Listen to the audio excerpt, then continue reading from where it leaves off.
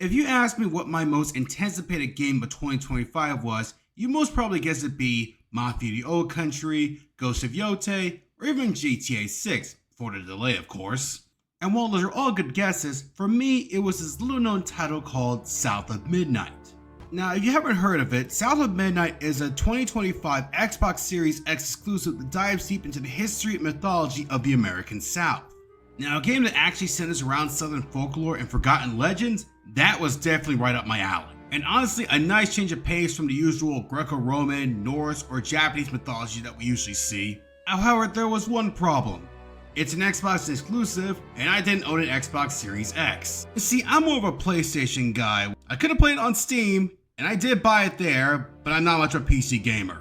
But thanks to a tax return, yes, I pay my taxes not because I'm a good citizen, but because I don't want to go to prison. I finally got my hands on an Xbox Series X, and once I started playing, I fell in love with this game. Flaws and all, the game mostly lived up to my expectation. And in this video, I'm going to break down South of Midnight, what it gets right, what it stumbles on, and more importantly, the forgotten mythos and real Southern history that makes it one of the boldest games of the year. South of Midnight is set deep in the American South where we meet Hazel Flood, a young woman preparing for a hurricane with her mother, Lacey. The two's relationship is strained as Lacey's job as a social worker keeps her distant, and after a heated argument, Hazel storms off.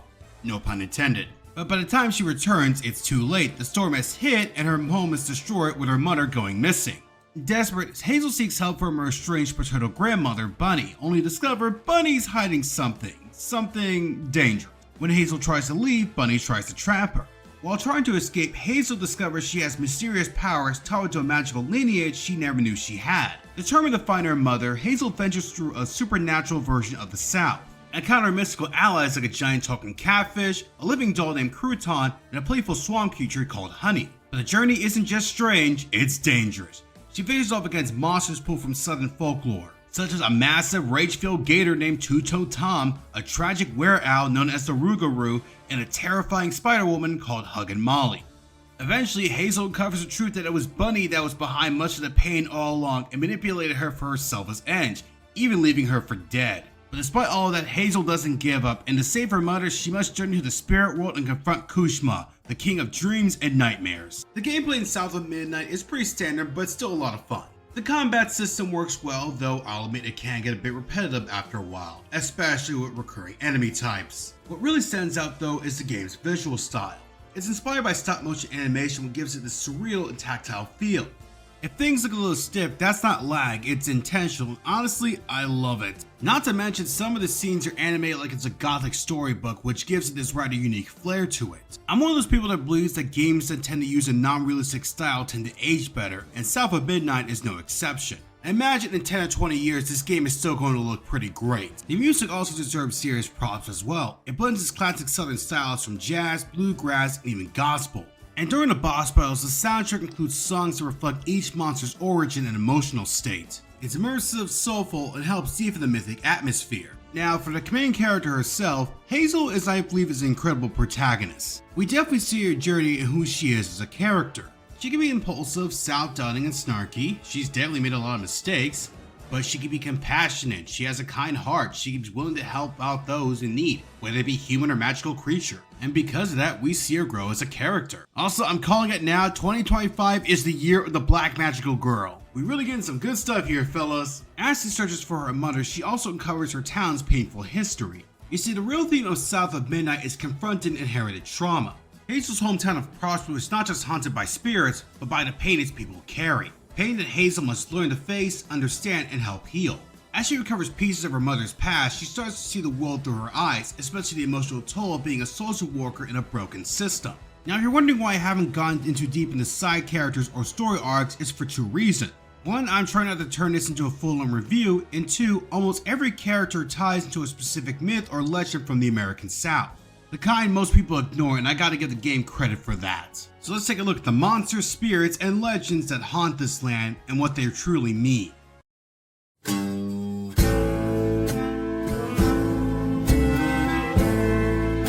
So it's revealed that Hazel is part of an ancient tradition in South of Midnight known as the Weavers, magical women who manipulate reality through thread-based magic. weaving fate, stitching wounds, unraveling curses, all done through a kind of metaphysical textile art. Weavers act as spiritual midwives balancing the material and spirit world, and Hazel happens to be one of them. But how she got her powers, it's not really that explained. In fact, it just kind of happened. It's a bit contrived, but once you understand what weavers represent, the idea becomes a lot more powerful. They bridge life and death, past and present, using fabric and fiber to heal and transform.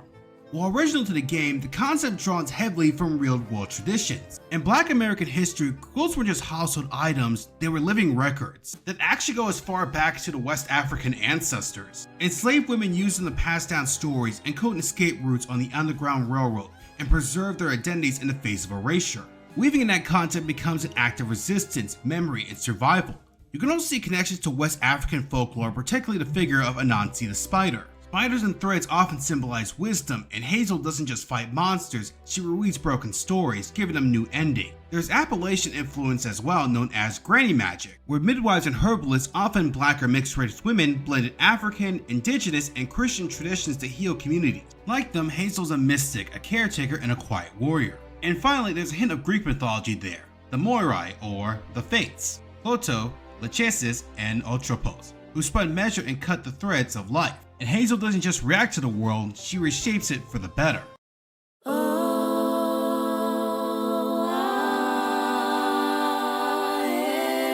Now we got to talk about another weaver who appears throughout Hazel's journey, a spirit named Mahailia. She first shows up in the 2nd level and again in the 10th, guiding Hazel through visions of escaped slaves making their way north to freedom. Mahailia is clearly inspired by Harriet Tubman, and her presence is one of the game's most powerful tributes to Black American history. Harriet Tubman, born Amarita Ross, escaped slavery in 1849. But instead of staying safe, she moved back to the South 13 times, risking her own life to help others escape. She rescued over 70 people, never lost a passenger, and kept a gun on her not just for protection, but to make sure no one gave up. She believed her visions and dreams were divine messages, and her enemies called her Moses, not as a metaphor, but because of how legendary she was. By the way, for those who don't know, Harriet Tubman's $40,000 bounty would be around $1.2 million in today's money. That's how much of a threat she was to the slave establishment. During the American Civil War, Tubman worked for the Union Army as a cook, nurse, spy, and scout, and she even led a raid that freed over 700 enslaved people, becoming the first woman to lead a U.S. military operation. Yet despite her heroism, she lived most of her later life in poverty and was denied compensation for her service. After the war, she would fight for women's rights to vote and create a home for the elderly. She died in 1913, buried with full military honors. To this day, Harriet Tubman is one of the most iconic figures in Black American history. So when South of Midnight includes Mahailia, even if just for a few scenes, it's not just fan service. It's a statement saying, this history matters. It's woven into the land, into the people, and into the magic of the South.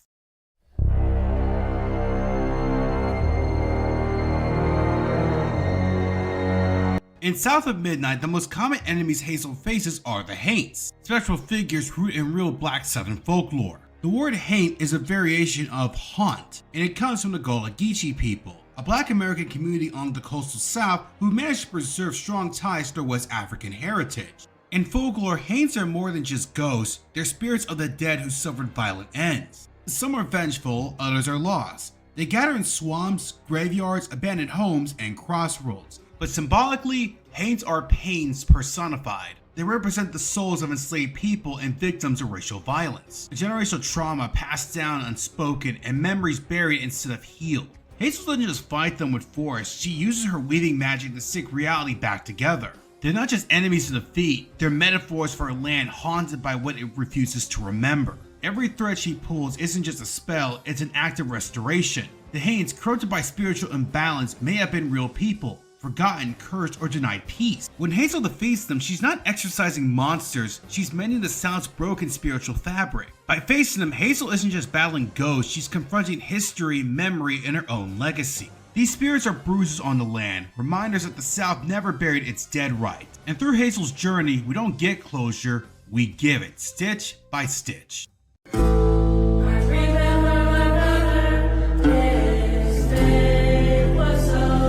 Benjy and Cherri are two tree spirits encountered in South of Midnight, each representing a painful story of lost innocence and spiritual rebirth. Though different, both characters were once children whose tragic deaths tied their souls to the trees where they were buried. their memories now etched into the landscape. Let's start with Benjy first. When Benjy was alive, he was constantly bullied on how he would act. It stated he acted strange and not normal compared to everyone else, including his brother. It's not downright stated, but it's heavily implied that he's autistic. To his community, he was just strange to the point where many bullied him.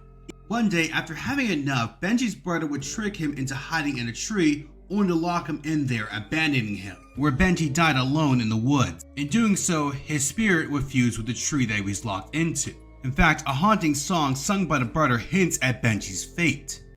He was my brother, Benjy his name. He saw things different, he was my shame. And I said goodbye, I said farewell. I took my hammer, my ticket to hell. But his spirit doesn't rage, it waits. He hopes to be forgiven, or maybe to forgive his brother for what he's done to him.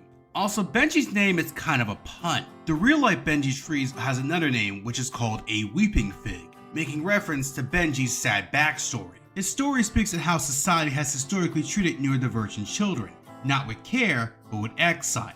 His spirit, still kind and curious, reminds us that being different is not a flaw, it's a different way of feeling the world. Now, Cherri is a bit of a different story. Cherri was the beloved daughter of Bunny, Hazel's grandmother. Unlike her brother Trey, who was neglected and abused, Cherri was doted on, the golden child. One day, Trey accidentally dirted her dress. Panicking afraid of their mother's wrath, he tried to fix it by washing her in a creek, and accidentally drowned her. Cherri's death wasn't born out of hatred, but of fear. A fear learned from generational trauma. Bunny then puts her body inside of a tree in hopes of one day reviving her. However, similar to Benjy, Cherri's soul would become a part of the tree.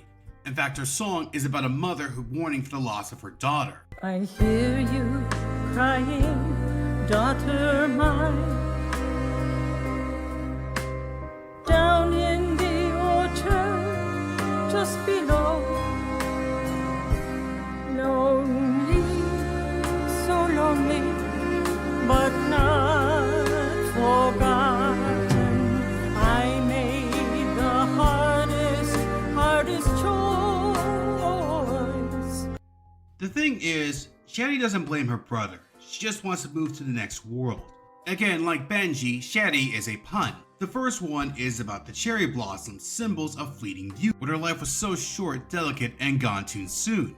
And the other is the French word Cherri, meaning dear or darling, showing how much her mother loved her.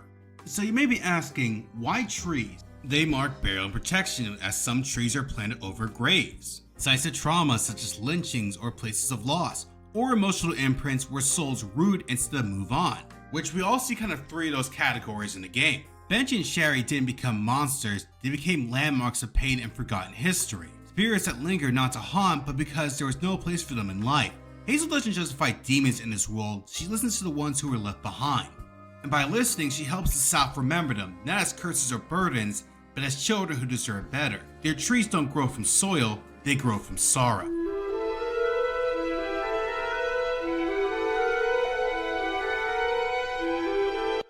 Speaking of trees, in the game, Hazel uses bottle trees to capture and purge the pain infecting the land.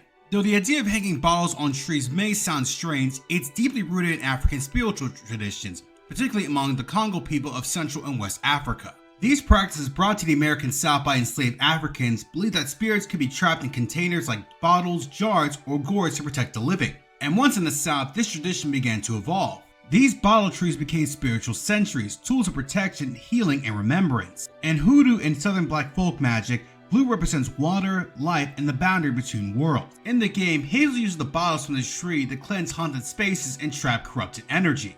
This modern twist honors the original practice while expanding its meaning.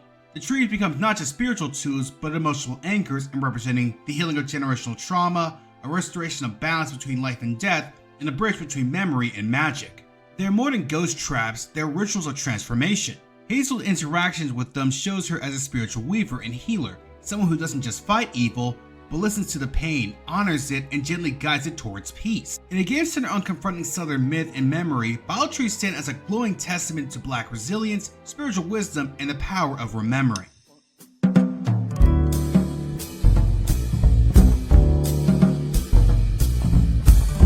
Now for something a little more lighthearted, at least on the surface. During her journey, Hazel meets a giant talking catfish who acts as her guide. Their relationship is full of dry banter, bickering, and trust issues. But beneath it all, there's a quiet bond of care. He's conscious and world-weary, and Hazel's not the easiest person to steer, but they grow on each other. So what's the myth behind this fishy friend? Stories of giant catfish have echoed through southern folklore for generations, especially along the Mississippi River, the Louisiana bayous, and the Tennessee Valley. These creatures were said to be the size of pickup trucks, blamed for pulling down boats, dragging livestock into the depths, or guarding the bones of the forgotten. Some say they swallowed whole railroad cars or lived among drowned towns. Others whispered they kept the souls of lynching victims safe in the deep. In Black Southern storytelling, rivers are full of quote-unquote old things, spirits that are human but remember humanity. In that way, the catfish becomes more than a creature, he's a memory. Which fits perfectly for him because he is the narrator of the game. He won't let Hazel move forward unless she acknowledges the truth of her family's past, especially the pain Bunny caused, which we'll get to that later in the video. He's not here to fight, he's here to test, to see if Hazel is ready to carry the weight of history and still walk forward. Because some stories don't want to be told, they want to be earned.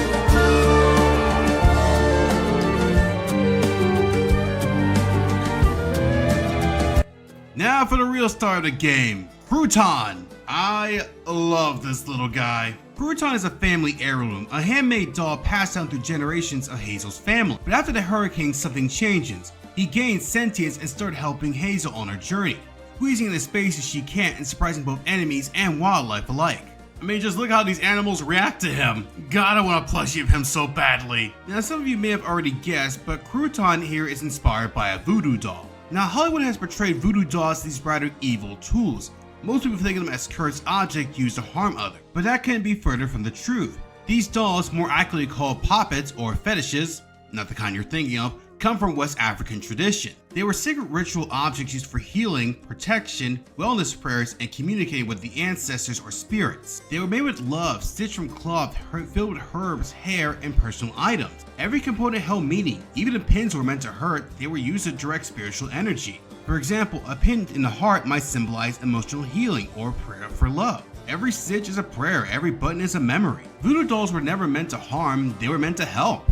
Crouton is the perfect embodiment of that truth. He looks creepy to the outsiders because outsiders made him creepy. But really, he's a guardian spirit, a stitch-together protector brought to life with love and ancestral magic. He challenges a player to look beyond the surface appearance. Can you see the soul behind the stitches? Crouton isn't a monster, he's a memory with a heartbeat, a prayer in cloth and buttons. A walking reminder that real voodoo isn't about vengeance, it's about survival, care, and remembering who you are, even when the world calls you scrap.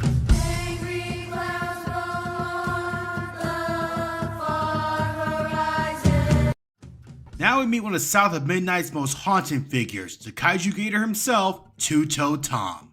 In the game, Tom is a massive scarred alligator with only 2 toes on 1 foot. His body is warped by time, violence, and fury, a living force of nature shaped by pain. He serves as one of Hazel's toughest boss encounters and a real test of spirit. But Tom isn't just a monster, he's a story, and like any good southern story, he waits in the dark, heavy, slow, and impossible to shake. In southern folklore, Two-Toed Tom stalked the swamps near the Alabama-Florida line. A red-eyed alligator the size of a truck, he was known for his missing toes, likely from a trap or injury, leaving behind an unmistakable footprint. But unlike other swamp spirits, even the dangerous ones, Tom had no tragedy, no backstory of sorrow.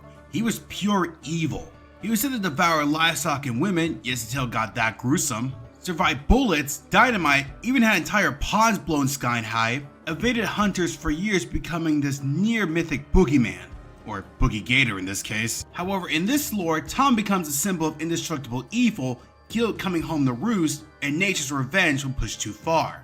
His monstrosity didn't come from malice, but from years of abuse, betrayal, and generational trauma. Tom was once a beloved pet of Jolene's father, Jolene being a minor character in the game inspired by the likes of country music star Dolly Parton. In fact, her name is actually a reference to one of Parton's songs. Her wealthy southern family raised Tom from a hatchling, but as time passed, her father grew cruel. He neglected and starved Tom, abused him, and worst of all, he used him as a tool to terrorize and control his own daughter. Eventually, Jolene had enough and she turned Tom against her father, unleashing the rage she had long tried to bury. Her father died and Tom was free, but the damage was done. Tom, now wounded and disfigured, slung into the swamp, not as a mindless predator, but as a creature twisted by betrayal, driven by hunger, and burning with fury. with his boss music showing how he was feared among the land, with the singer doing a pretty good Dolly Parton impersonation. Angry clouds roll on the far horizon, sick green sky and tornadoes colliding. How much longer until the river's rising? Birds fall silent and the critters are hiding when mucky swamps and dusty lands colliding. Two-Toe Tom is more than a boss fight, he's a living metaphor. Abuse of power as he was a pet twisted into a weapon and love turned into violence. Unrelated trauma as his body bears the scars of what has been done to him, as so many in the South. Tom reminds us evil doesn't always start that way, but wounds left to rot, they grow claws, they grow teeth, and eventually they come knocking.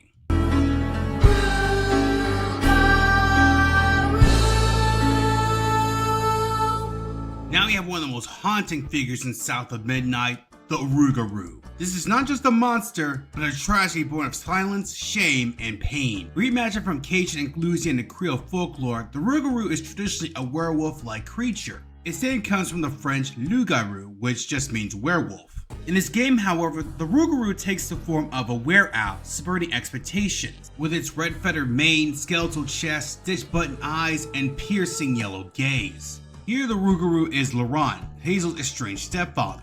She confronts him believing he abandoned their family out of cowardice, only to discover he left to protect them, not just from danger, but from himself. As a boy, Laurent grew up in a company town where his family were exploited and paid in useless script. When his mother died from an untreated illness and his alcoholic father was killed by their boss while defending him, Laurent snapped. Years of bottled up grief and rage exploded, transforming him into the Rougarou, a being cursed not by magic, but by generational trauma and unspoken pain. The choice to make the Rougarou an owl instead of a wolf may seem odd at first, but it adds cultural depth. In many West African and Native American traditions, owls are seen as harbingers of death and ill omens. The Rougarou's design and flight-based combat reflect this symbolism, evoking a predator who watches, waits, and strikes from above, much like his trauma that truly never leaves. That and it just makes a better boss fight than just fighting an average werewolf. His story is also a critique on toxic masculinity, how bottling up your emotions end up leading to disaster in the long run. In fact, a song that plays during his boss fight reveals the heart of his torment.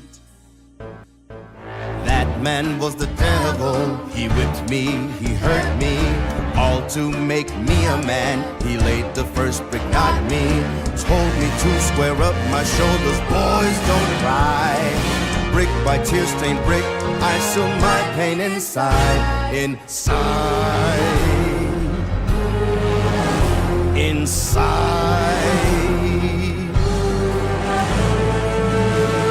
The Rougarou isn't a villain, he's a warning. A reminder what happens when a voice is taken, when emotions are buried, and when society demands strength at the cost of humanity. In South of Midnight, he stands not just a threat, but as a mirror for Hazel, showing her what becomes of those who suffer in silence.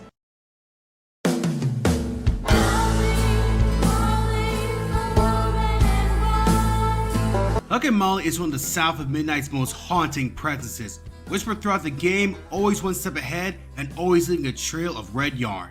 Early on, Hazel learns that Molly took her mother. From that moment, Molly becomes a ghost Hazel can't stop chasing. But who is Huggin Molly? The legend originates from Abbeville, Alabama. In folklore, she's a tall woman in black who roams the night, hugging children tightly and screaming into their ears. Not to harden them, but to scare them into good behavior. Sometimes she's a ghostly disciplinarian, other times a guardian. In South of Midnight, she's reimagined as a monstrous spider-like entity who lures children with toys and sweets, wrapping them in red yarn and disappearing without a trace. Throughout Hazel's journey, it reveals that Molly has taken many children, including her own father. Survivors like an old hillbilly named Itchy describes her with terror, remembering lost family members and close encounters. In her lair, Hazel finds a puppet show reenacting her mother's abduction. What seems like a mockery turns out to be Molly's only way of communicating, which we'll find out the reason for that in a moment. Hazel then discovers her mother Lacey wrapped in thick yarn, a spider silk cocoon. Enraged, Hazel ends up fighting Molly, which in my opinion one of the best boss battles in the game. Even Molly's boss music sounds like a haunting nursery rhyme. Just listen to this. Molly, Molly, keep your hands away. Hold and crush you is the game she plays. Molly, Molly, all in white. Her grip is fast and mud to tie. But when the fight ends, there's a heartbreaking twist. Molly wasn't kidnapping these children, she was saving them. Neglected, abused, and abandoned children, forgotten by their parents and ignored by the system. Lacey, Hazel's mother, had secretly helped her. Working as a social worker, she saw firsthand what these children endured, and she knew they would be safe with Molly. And suddenly, Molly's silence makes sense. The puppet shows weren't taunts, they were explanations. Her screams were meant to harm, they were warnings. And her spider form is actually a very perfect metaphor, as spiders are feared and misunderstood, but are necessary as they protect us from the real pests. Not to mention, it's a bit of a callback to the previous Weaver sections with granny magic and how spiders are portrayed in West African lore. Here, Molly is actually protecting the vulnerable. And then, the final gut punch. Bunny, one of Hazel's last remaining family members, used her. Manipulated her into leading the way to Molly so Bunny can carve out her heart and steal her power. Hazel realizes too late that she destroyed a protector, not a monster. In doing so, she was pawned in someone else's cruelty. In the end, Huggin Molly is our chilling reminder how society often demonizes what we don't understand, especially those who do the right thing in the wrong way.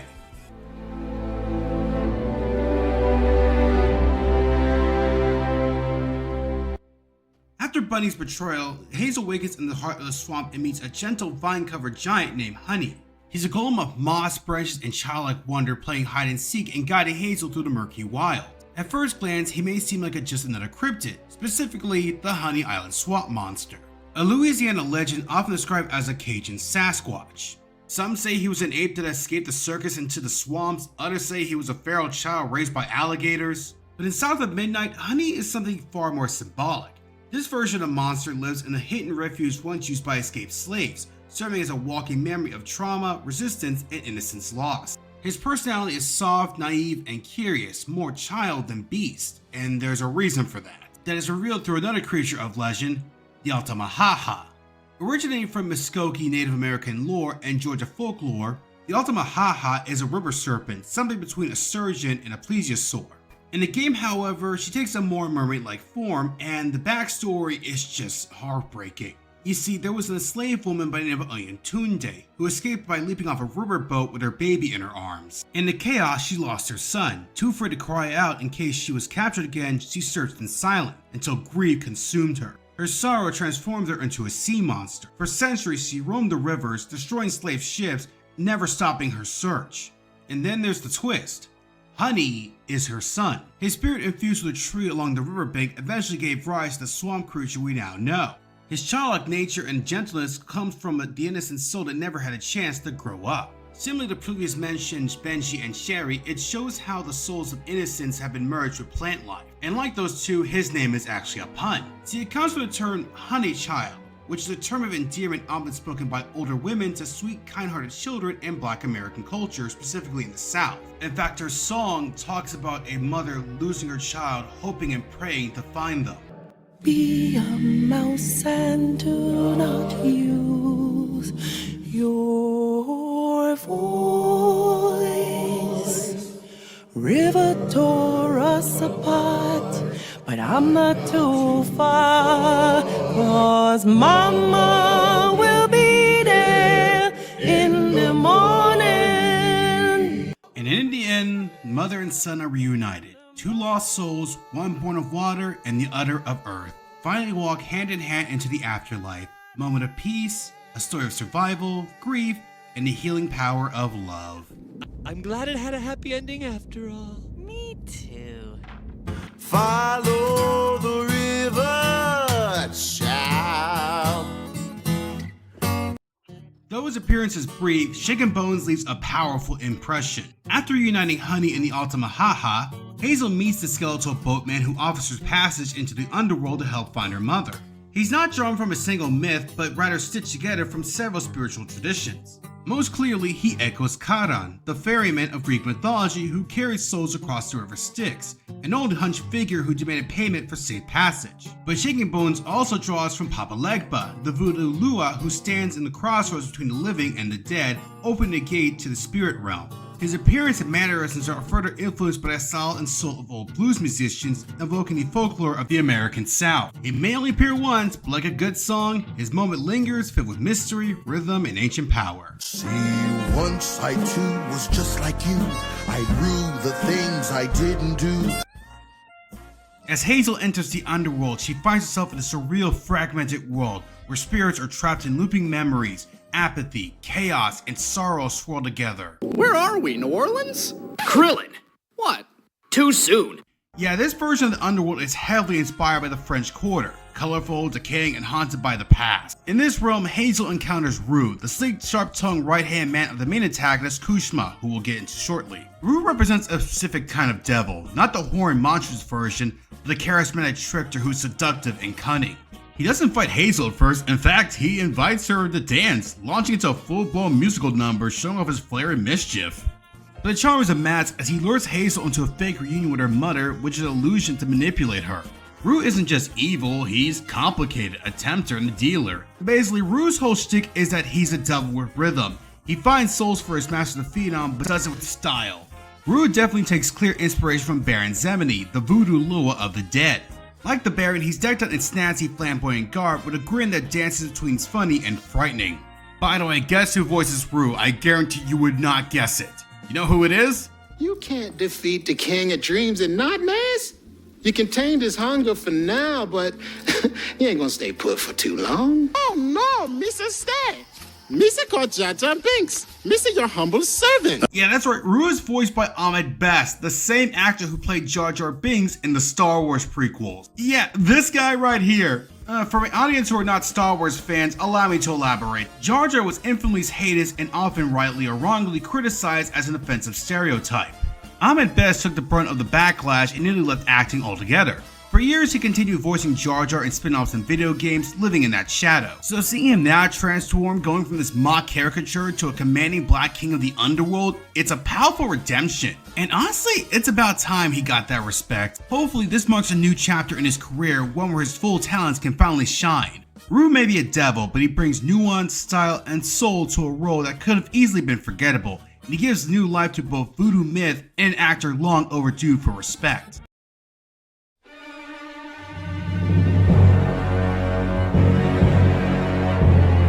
And now we got the big bad himself, Kooshma, the so-called king of dreams and nightmares. So we actually do get hints of Kooshma early on.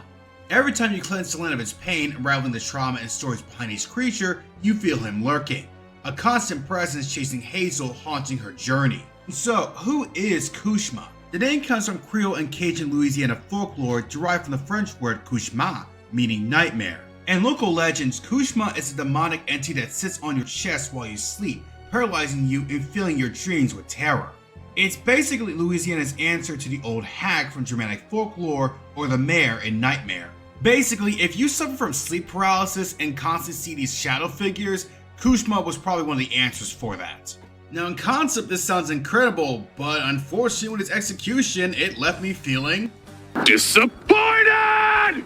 Kooshma shows up as this bland, amorphous shadow blob. He growls, he chases, and that's about it. There's no real dialogue, no presence, no personality. He's just a final boss with shadow tentacles and some Haints thrown in for good measure. Dude, I'm sorry, this fight sucks. It's so underwhelming. There is no meaningful backstory, no clever twist, no terrifying moments. He's just there. And that's a shame because Kooshma should have been one of the most memorable parts of the game. Hell, Huggin Molly had more build-up and better payoff than this. The only redeeming aspect of this is that during the fight, the music remixes the themes from previous boss battles, which is a nice touch. But it's not the same what could have been a phenomenal climax. I'm sorry, Kooshma here sucks ass. In the end, Kooshma is a huge missed opportunity. A legendary nightmare rendered toothless. And unfortunately, he's not the only one. Stay tuned because the next figure we're talking about is another case of wasted potential.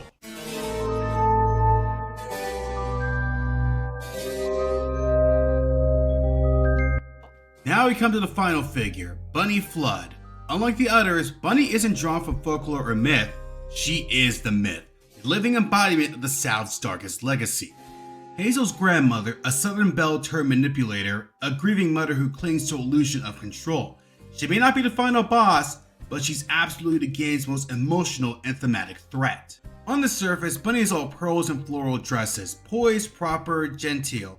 But beneath that mask lies something rotten. She represents generational trauma, repression, and a twisted entitlement masquerading as love. She's the true false stitcher, the one who literally tore reality with her dark magic to try to bring back her daughter Cherri. She used Hazel as a pawn in her scheme, all this rooted not just in grief, but a need to control everything around her. Bunny embodies a warped version of the Southern matriarch, the type of white woman who throughout history wielded subtle yet terrifying domestic power. She's not explicitly racist in the game, but her relationship with Hazel echoes an uncomfortable truth about how some white women historically upheld and benefited from oppressive systems, especially to protect their family legacy. You can even see that in the house design. Look at Cherri's room. Clean, pristine, it's basically a shrine to remember her. Then you get to Hazel's father room, and what do we see? It's abandoned, decaying, covered in webs. Clear evidence of Bunny's hatred towards her own son. Let's not forget, she uses Hazel to get to Huggin Molly just to kill her in a failed attempt to bring Cherri back to life. Like seriously, how does a heart bring back the dead? That's just dumb. What's interesting is how Bunny mirrors the very monsters Hazel fights. Like two-toed Tom, she's consumed by insatiable greed. Like the Rougarou, she lashes out with fury that harms others. Like Huggin Molly, her twisted affection becomes something monstrous. And like the Altamaha-ha, she's a grieving mother who can't let go. In fact, I'm just gonna say it. Bunny should have been Kooshma. Imagine her body and mind completely overtaken by rage, sorrow, and dark magic, becoming the true queen of nightmares. Hazel will have to confront not just a monster, but her own legacy, the truth about her family's pain, denial, and destruction. This would have been a very powerful and personal ending. Our final confrontation with Bunny is a conversation. Yeah, Hazel tries to talk no jutsu to her, and it doesn't really work out the way she wants it to. And then Roux offers to make her Kooshma's eternal fuel source while she brushes illusion of her dead daughter. That's it. No accountability, no reckoning, just sad delusion. And unlike Kooshma, Bunny was actually supposed to be the final villain, but they just dropped the ball in this one. Look, I love this game, I really do, but these last two levels, the ending, they don't ruin it, but they definitely leave a sour taste. Bunny Flood had all the potential to be one of the greatest final villains in gaming. Instead, we got wasted potential twice in a row. Overall, what South of Midnight represents is the pain and suffering the American South continues to grapple with, not just with its past, but its present and future. Now let me be clear, this isn't just some lazy South bad, North good narrative. God knows the North has its own share of issues. Bigotry, neglect, and exploitation aren't exclusive to one region. And me being a northern boy from Philadelphia, I know this stuff firsthand. After all, Donald Trump isn't from rural Alabama, he's from the heart of New York City, one of the most diverse places on earth. The majority of sundown towns are actually in Illinois. Wisconsin is the #1 segregated state in the Union. And don't even get me started on the history of the West Coast. But the South, especially the Deep South, is haunted. Haunted not just by the legacies of slavery, treason, and segregation, but also its long history of mistreating women, ignoring LGBT rights, and keeping much of its population in extreme poverty, often comparable to third world country. Time and again, when natural disaster strikes, state governments abandon their people, leaving them to fend for themselves. What South of Midnight does is face that history head on.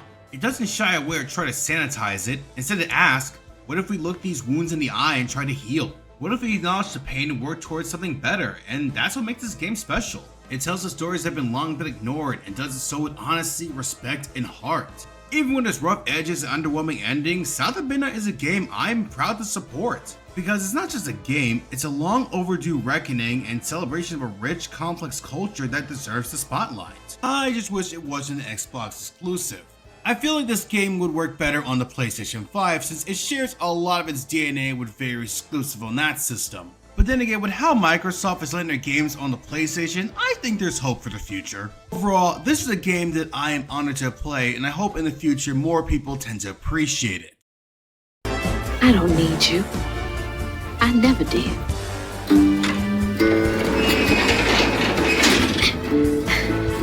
And I would find my mama